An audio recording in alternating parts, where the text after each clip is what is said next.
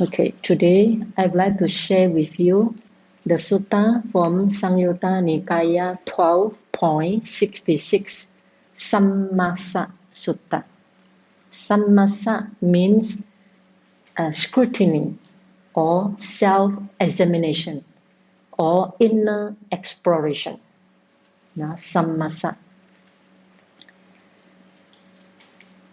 So this sutta was preached by the Buddha in Kuru country, called Kamma Sadhamma. There are many famous discourse, profound discourse preached in this Kuru country. For example, Satipatthana Sutta, 4 foundations of mindfulness, also preached in this Kuru country. And it is said that the people in Kuru country is very intelligent. Therefore, Buddha give very profound discourse. For example, Magandiya Sutta, also very profound discourse. Maha Satipatthana Sutta, also preached in Kuru country. So here, Buddha addressed the monks. Have you conducted an inner scrutiny or inner exploration? Sammasa. And a certain monk said yes. However, the Buddha didn't satisfy his answer. Then, when this was said, then Venerable Ananda said to the Blessed One, because when Buddha is not satisfied, Ananda, being a Kappiya of the Buddha, understand Buddha's mind very well. He knows Buddha is going to give a discourse, so it's better I invite Buddha first. So Ananda said, now is the time, Blessed One, now is the time, well gone, one well gone, for the Blessed One to describe inner scrutiny or inner exploration. Having heard it from the Blessed One, the monks will remember it. In that case, Ananda, listen and pay careful attention. I will speak. So whenever Buddha want to give Dhamma talk, he will ask the monk to pay careful attention or listen respectfully. This is very important during Buddha's time because many monks, while listening to Dhamma talk, become Sotapan, even become Arahant. So one of the factors for them to become Arahant or noble one is listen very attentively, listen very carefully. As you said, Lord, the monks respond to the Blessed One. Then the Blessed One said, there is the case, monks, where a monk, when scrutinizing, conduct an inner scrutiny in this way. The many-faceted, multifarious stress of aging and death that arises in the world has what as its cause, what as its origination, what as its source, what as that which brings it into play. So first, Buddha talked about aging and death. He said many aspects of aging and death. Aging, we all know. When aging comes, then there are many signs shows that, like decaying teeth, wrinkled skin, losing of the eyesight, sight, and so on. So all these are stressful for people. But we, as an ordinary person, when we go through this aging or coming to death, we take it as a natural process of life, right? We never investigate why, where, what is its cause for aging and death, what is its origin.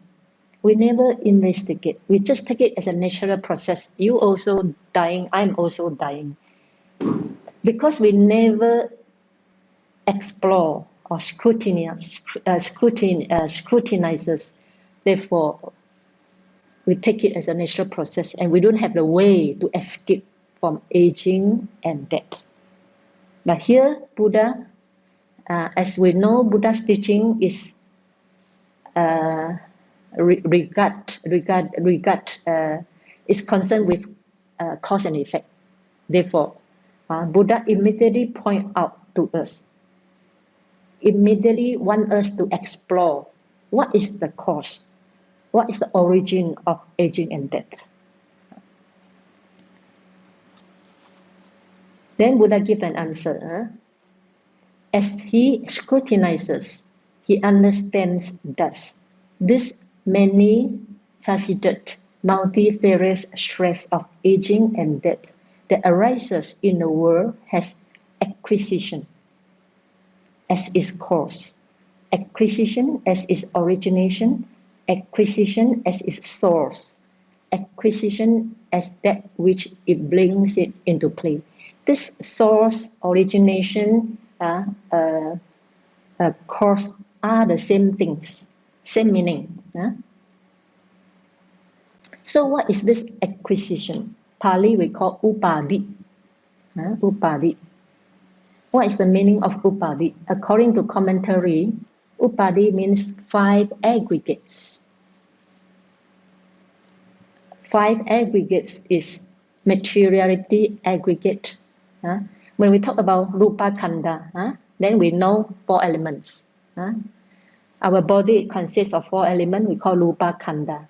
Then feeling aggregate. We have 3 types of feeling: pleasant, unpleasant, neither pleasant nor unpleasant.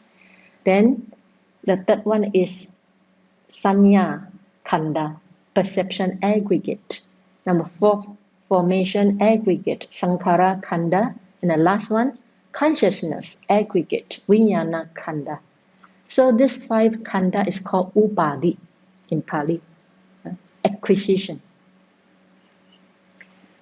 So when acquisition exists, aging and death exists. Acquisition, 5 aggregate or acquisition is like our beings, as a human beings. Human being is just a conventional truth. 5 aggregate is ultimate truth. So when you exist in this world, you have 5 aggregate. When you have 5 aggregate, you have aging and death. Therefore, Buddha said, when acquisition exists, aging and death exists. When acquisition doesn't exist, aging and death doesn't exist. So this is the formula of paticca samuppada. Iti imasming sati idang hoti. When this exists, that exists. Iti imasming asati idang na hoti. When this doesn't exist, that doesn't exist. This is the formula of paticca samuppada, dependent origination. Then he discerns aging and death. He discerns the origination of aging and death. He discerns the cessation of aging and death. He discerns the path of practice that is fit to lead to the cessation of aging and death. So this 4 sentence is 4 noble truths. For example, he discerns aging and death. This is called the noble truth of suffering. Now, aging and death is suffering. Then it's a noble truth of suffering, and in the first discourse of the Buddha, Dhammacakkappavattana Sutta, turning the wheel of the Dhamma, Buddha said, the noble truth of suffering must be thoroughly understood, must be thoroughly known. Therefore, when he says he discerns aging and death, we must thoroughly understand the suffering of aging, the suffering of death. Must thoroughly understand. Only then we want to escape. If we cannot or we do not thoroughly understand aging and death, then the liberation, the desire for escaping from aging and death is not strong. Therefore, the noble truth of suffering in this sutta, which is aging and death, must be thoroughly known or understood. Then the second, he discerns the origination of aging and death. This is a samudaya satya, dukkha satya, samudaya satya. So what is the origination of aging and death? What's the origination? We just mentioned acquisition, right? Acquisition is the origin of aging and death. 5 aggregate is the origination of aging and death. Then he must discern what are the 5 aggregates, why the 5 aggregates arises in the world. Then the third one, he discerns the cessation of aging and death, which is nibbana. When aging and death come to cessation, complete cessation, is called nibbana. Then number 4, he discerns the path of practice that is fit to lead to the cessation of aging and death. This is the Noble Eightfold Path. Noble Eightfold Path consists of right view, first samadhi, right resolve, right thought, samma sankappa, samma vaja, right speech, samma kammanta, right action, samma ajiva, right livelihood, samma vayama, right effort, samma sati, right mindfulness, and last one, samma samadhi, right concentration. So in order to bring the aging and death to cessation, one has to practice Noble Eightfold Path.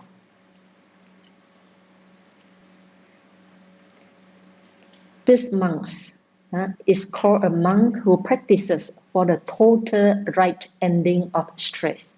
Here stress means suffering, dukkha, for the cessation of aging and death. And next Buddha said, further, when scrutinizing, he conducts an inner exploration in this way. The many-faceted, multifarious stress of acquisition that arises in the world has what as its cause, what as its origination, what as its source, what is that which brings it into play. As he scrutinizes, he understands thus this many-faceted, multifarious stress of acquisition that arises in the world has craving as its cause. Craving means tanha. Craving as its origination, craving as its source, craving as that which brings it into play. When craving exists, acquisition exists. When craving doesn't exist, acquisition doesn't exist. Okay, what is craving? We have 3 types of craving. First, kamma tanha, craving for sensual pleasures. Second, bhava tanha, craving for existence. Third, vibhava tanha, craving for non-existence. How to explain craving as the cause for acquisition? For example, when you crave for existence, you crave for life. When the moment you crave for life, then the consciousness is established. You see, Arahant's consciousness. When Arahant passed away, Arahant consciousness does not establish. It does not grasp on anything. So because Arahant's consciousness does not grasp on anything, then there's no more new becoming. However, because we still have craving for existence, the moment your mind craves for existence, then consciousness is established. Consciousness grasps on something already. So when consciousness is established, according to dependent origination, vijnana paccaya namma rupa, right? Avijja paccaya sankhara, sankhara paccaya vijnana, vijnana paccaya namma rupa. So when consciousness is established, then consciousness condition namma rupa to arise. What is namma rupa? Namma rupa means 5 aggregate, same thing. Namma rupa, namma means 4 aggregate, rupa means materiality aggregate, 4 element. So when the mind starts to crave for existence, crave for life, even for future life, for next moment life, for future life, then consciousness immediately established. When consciousness is established, then 5 aggregates come to play. Therefore, this 5 aggregate come into play for moment to moment. No need to wait for next life. According to conventional ultimate truth, because we always have craving. Not only the craving for existence, we have craving for sensual pleasures. Our eyes want to see, our tongue want to eat. We want attached to comfort, that, and so on. So when there is consciousness, when there is craving, consciousness is established. When consciousness is established, next moment, 5 aggregate come into play already. That's why vijnana paccaya namma rupa. Dependent on consciousness, mind and body arise. This is how we say craving as the cause for acquisition. Craving as the cause for arising of 5 aggregates. Okay.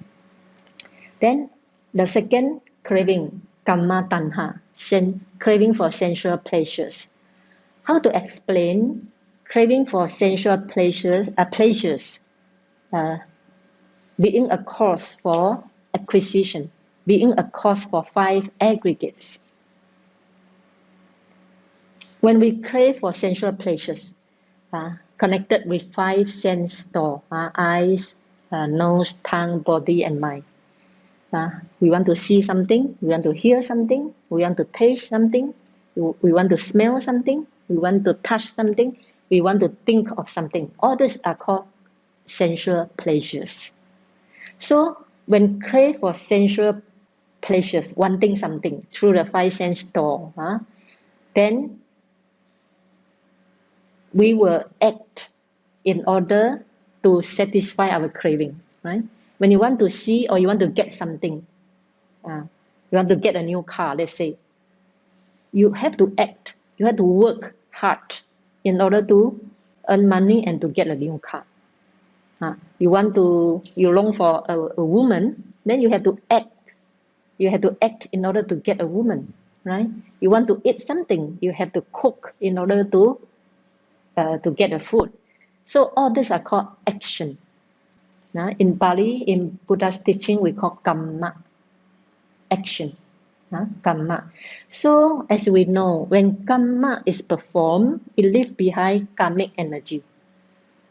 As long as we are ordinary person, as long as we are not arahant, whatever kamma, whether good or bad, we perform, it leaves behind karmic energy, and this karmic energy is flow along the life continuum. It follow along our mentality. So when the condition ripen, then it bring the 5 aggregate. Now when condition ripen, 5 aggregates are produced. Therefore, we call kamma, craving for sensual pleasures, is the origin for the arising of 5 aggregates. So craving is the origin for acquisition. Craving is the source for acquisition. Craving is the origin for acquisition. Okay.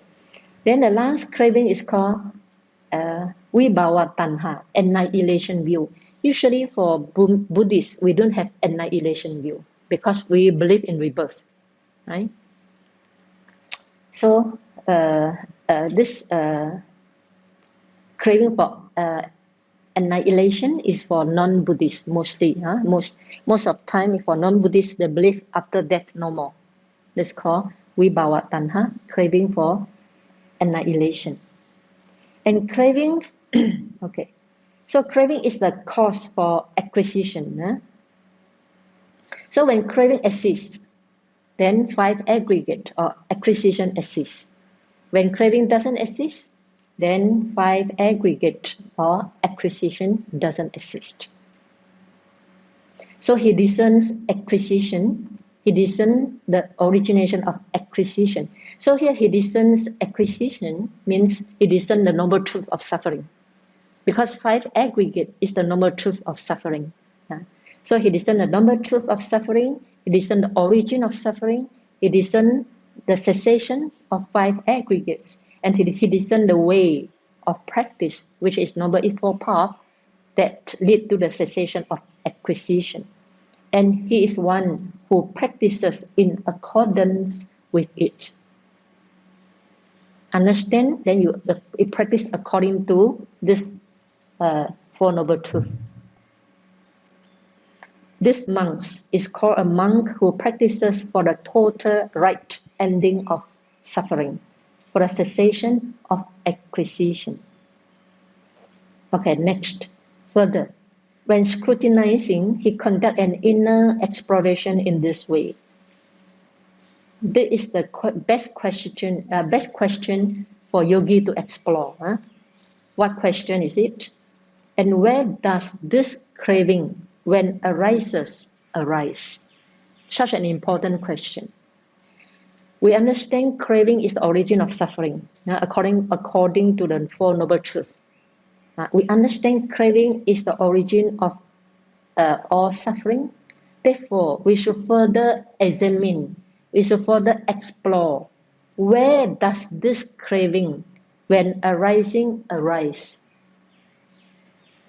Where it arises, craving. And where, when settling, does it settle? It's very, very important question for yogis to explore.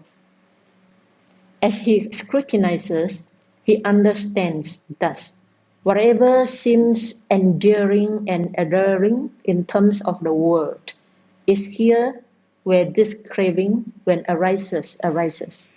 When arising, arises. Is here where, when settling, it settles. Maybe you can ask you a question.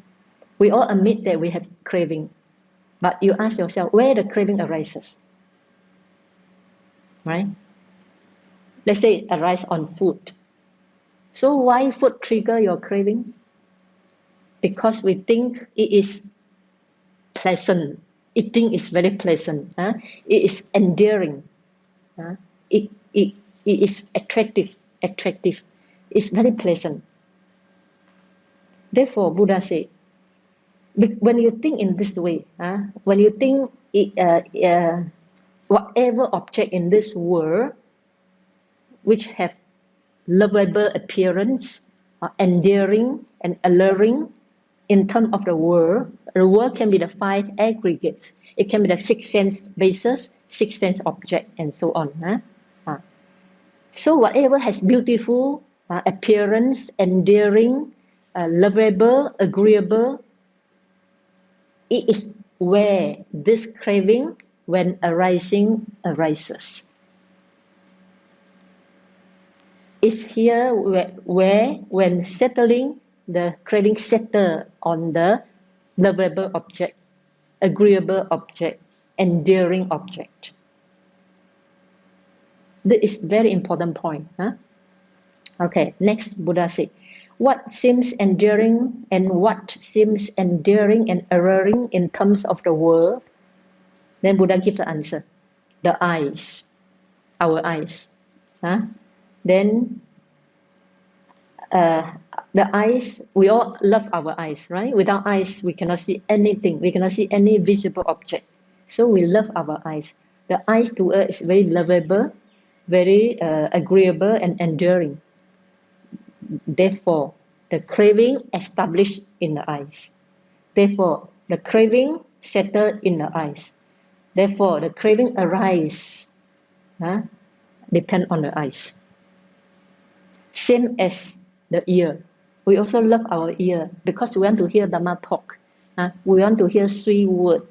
We want to hear something. We don't want to, cannot hear anything. We don't like. We want to hear something. So we love our ear.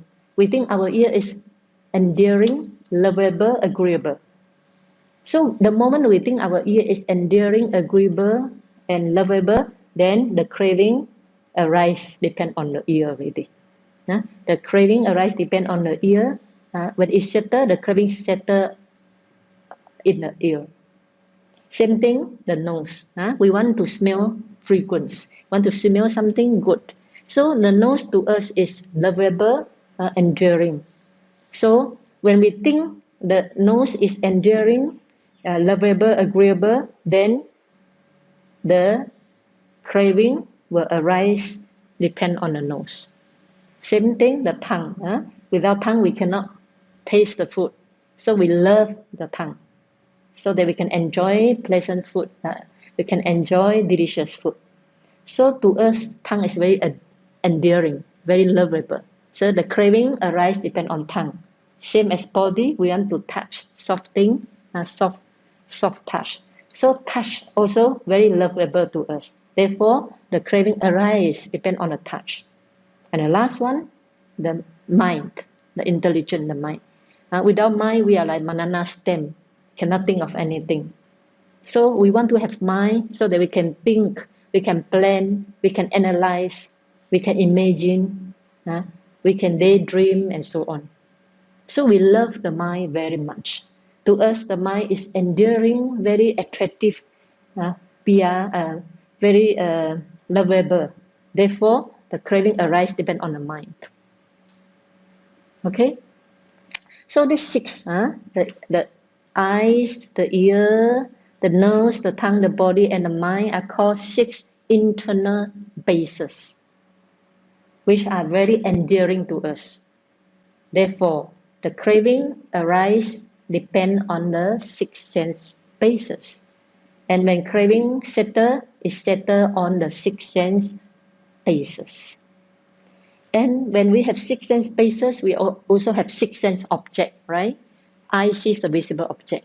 This six sense external object also are endearing to us, are also agreeable, lovable to us. So craving also arises depend on the visible object, on the sound, on the smell, on the taste, on the touch, and on the mental object.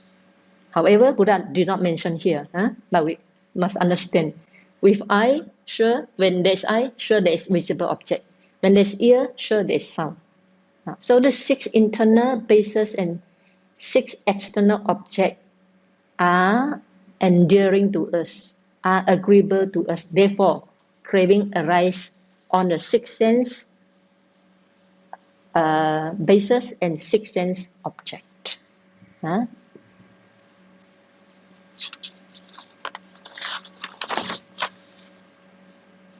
So this way the craving, when arises, is here where when craving settling, it settles. Okay. And next question, also very important for Vipassana yogi to explore. Monks, any contemplative and Brahmas in the past, also in the future, in present, who saw whatever seems endearing and alluring in terms of the world as constant. Constant means permanent. As pleasant means happiness. As having a self. As freedom from disease. As safety. So here Buddha mentioned 5. Sometimes Buddha mentioned 9. So as safety. So when you see whatever lovable, attractive, enduring, as permanent, as happiness, as self, as freedom from disease, as safety, as something you can rely on, then is your craving decreases or increases? When you think like that. When you think your eyes, ear is very pleasant, very happy, and having a self is safe, free from disease, then when you think in that way, is your craving is your craving increase or decrease? Yeah? Yes? Increase or decrease? Increase, of course, right? So that's why Buddha said, if you think what is enduring is constant, permanent, pleasant, having a self as freedom from disease, as safety, then Buddha said, they make craving grow. Those who make craving grow, make acquisition grow. When craving grow, then your 5 aggregate grow again and again, again and again. Okay. Those who make acquisition grow, make suffering grow. When you have 5 aggregate, you have suffering. 5 aggregate won't listen to you. There will be sickness. You cannot get what you want. You have to associate those who you don't like. You have to disassociate with those you love, and so on. So they make those who make craving grow, make acquisition grow. Those who make acquisition grow, make stress or suffering grow. And our practice, we want to lessen our suffering. We don't want to make our suffering grow again and again, right? We want to lessen our suffering. And those who make stress grow will not released from birth, aging, death, sorrow, lamentation, pains, distresses, and despairs. They were not released, I tell you, from suffering and stress. So here there are 2 important points. First, if you think whatever is enduring, first you attach to enduring, and you also think what is enduring, what is lovable, agreeable, is constant, is permanent, is happiness, is having a self free from sickness, then you make craving grow. When you make craving grow, the 5 aggregate grow, and when 5 aggregate grow, suffering comes into play again and again. This is the important point. Okay, next. Then Buddha said, Buddha first mentioned in the past. Now Buddha mentioned in the future also. Whatever Brahmin, whatever yogi in the future also see in that way, also make suffering grow. And any contemplative in the present also see things in that way. See things in that wrong way, we call ayoniso manasikara. They see everything is pleasant, happiness, having a self, safety. This is called unwise attention. Ayoniso manasikara. This is called unwise attention. That's why you make suffering grow, you make craving grow, you make suffering grow. So craving is the origin of all suffering, right? And later on, Buddha give an example. He say that suppose monks that labor a beverage in a bronze cup, consume it in its color, consume it in its smell, consume it in its flavor, but mixed with poison. And a man were to come along, scorched from the heat, oppressed by heat, exhausted, trembling, and thirsty. They would say to him, "Here, my good man, is a beverage for you in a bronze cup. Consume it in its color, in its smell, in its flavor, but mixed with poison. Drink it if you want. Having been drunk, it will please you with its color, smell, and flavor. But having drunk it, you will, from that cause, meet with death or death-like suffering." So will you choose to drink or reject? Reject. If you want to reject this, then from today onward you have to practice self-restraint. I don't see so many things, ear don't hear so many things, nose don't smell so many things, tongue, control your tongue, and control your action, control your mind. Difficult to do or not? Very difficult, right? That's why, although we know there's a poison, drink it, no matter how, we drink it first. Then suffer. That's why we suffer in the samsara again and again, because we don't have strong self-control. We know it's poison, but still we cannot stand the heat. We cannot stand the desire. We cannot stand the craving for it. We cannot stand the strong clinging to it. Therefore, we know we drink it, we will suffer death, suffering, but still we drink it again and again. Therefore, until now, we still not escape from samsara. Not only you, I also drink it. Therefore, I still here suffer again and again. Okay. But having drunk it, you will from that course meet with death or death-like suffering. He would drink it quickly without reflection. That's why we do many things without reflection. He wouldn't reject it. And from that course, he would meet with death or death-like suffering because the beverage is poisonous. In the same way, monks, any contemplative and Brahmin in the past, in the future, present, who sees whatever seems enduring and alluring in terms of the world as constant, as pleasant, as self, as freedom from disease, as safety, make craving grow.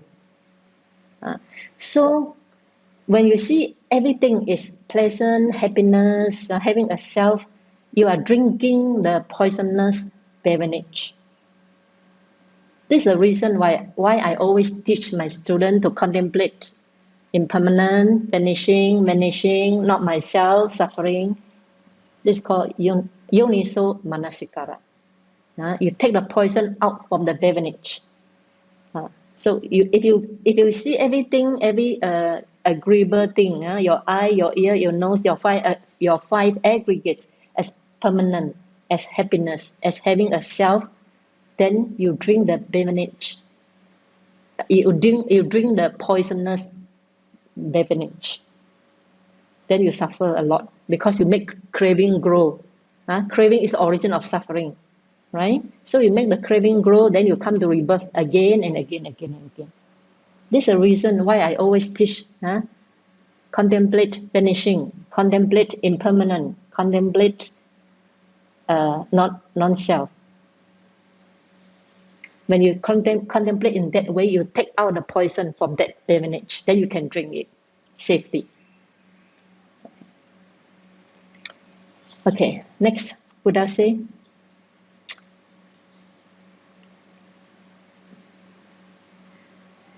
so when you make craving grow, those who make craving grow make acquisition grow. Those who make acquisition grow makes stress grow. Those who makes stress grow are not released from birth, aging, death, and sorrow, lamentation, pain, distresses, and despair. They are not released, I tell you, from suffering and stress. They are not released from suffering and stress, I tell you. That's what Buddha said. Then the Buddha's teaching, first he tell you the danger first. Okay, now it's a dangerous, poisonous beverage. Then how to avoid it? Buddha give you the method. This is the value of Dhamma. Sure, Buddha give you a method to overcome the problem. But monks, any contemplative and Brahmas in the past or future or present, who saw whatever seems enduring and alluring in terms of the world as inconstant. Inconstant means impermanent, anicca. You see your eyes, nose, tongue, body, mind. You see your five aggregate, your feelings, your four elements, your perception, your consciousness, your anger, your greed, your consciousness. You see everything as inconstant, as impermanent. Pay attention to it. We call yoniso manasikara. Pay wise attention to it as impermanent, inconstant, as stressful, as suffering, as not self, as a disease, as a sickness, as a danger. Then, when you see this way, you abandon craving. What is important? We abandon the origin of suffering, which is craving. So when you see what is endearing to you, what is lovable to you, as impermanent, as suffering, as not self, as dangerous, then you abandon craving. This is what Buddha said. So Buddha said, they abandon craving. Those who abandon craving abandon acquisition. 5 aggregate. Those who abandon acquisition abandon suffering or stress, dukkha. Those who abandon stress, dukkha, were released from birth, aging, death, sorrow, lamentation, pain, distress, and despair. They were released from suffering and stress, I tell you.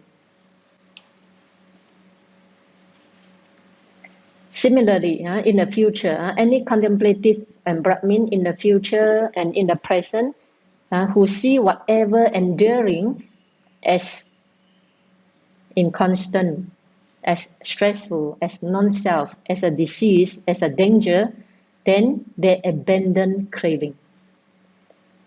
When you abandon craving, you abandon suffering, because craving is the origin of all suffering. Then Buddha gives a simile again. Suppose monks, they were a beverage in the bronze cup, consummate in its color, consummate in its smell, consummate in its flavor, but mixed with poison. And the men were to come along scorched from the heat, oppressed by heat, exhausted, trembling and thirsty. They will say to him, "Hi, my good man, is a beverage from you in a bronze cup, consummate in its color, flavor, and smell, but mixed with poison. Drink it if you want. Having been drunk, it will please you with its color, smell, and flavor. But having drunk it, you will, from that course, meet with death or death-like suffering." And the thought would occur to that man. That man is a wise man. The thought would occur to that wise man. It is possible to subdue this thirst of mine with water. Instead of drinking that poisonous beverage, which looks so nice, with good smell, good color, and good flavor, I can drink only water, plain water. I can subdue it. I can subdue my thirst with water, with salted porridge, or with bean broth. I certainly shouldn't drink that, which would be for my long-term harm and suffering. That beverage with poison. They will bring me long-term harm and suffering. So instead of drinking that, he replaced with plain water or any salted porridge or any drinks. So having reflected on that beverage in the bronze cup, he wouldn't drink it. He would reject it. And so from that course, he would not meet with death or death-like suffering. In the same way, monks, any contemplative and Brahma in the past, future, present, who see whatever seems enduring and alluring in terms of the world as inconstant, as stressful, as not self, as a disease, as a danger, they abandon craving. Those who abandon craving abandon acquisition. Those who abandon acquisition abandon dukkha or stress. Those who abandon stress are released from birth, aging, and death, sorrow, lamentation, pain, distresses, and despairs. They are released, I tell you, from suffering and stress. This is the end of the sutta. This sutta, when I first read this sutta, I was very shocked. And after I read this sutta, my teaching changed.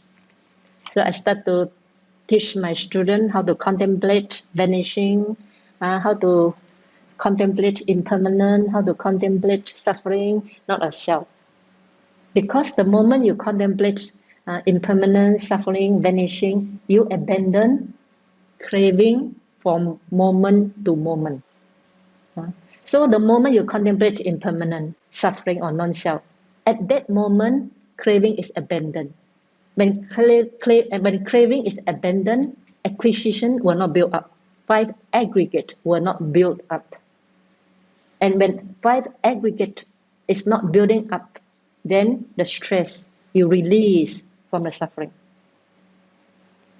So this practice where I teach my student to teach to contemplate anicca, dukkha, anatta is called moment-to-moment practice.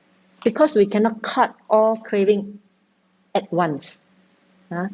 We cannot. But we can cut it, remove our craving from moment to moment.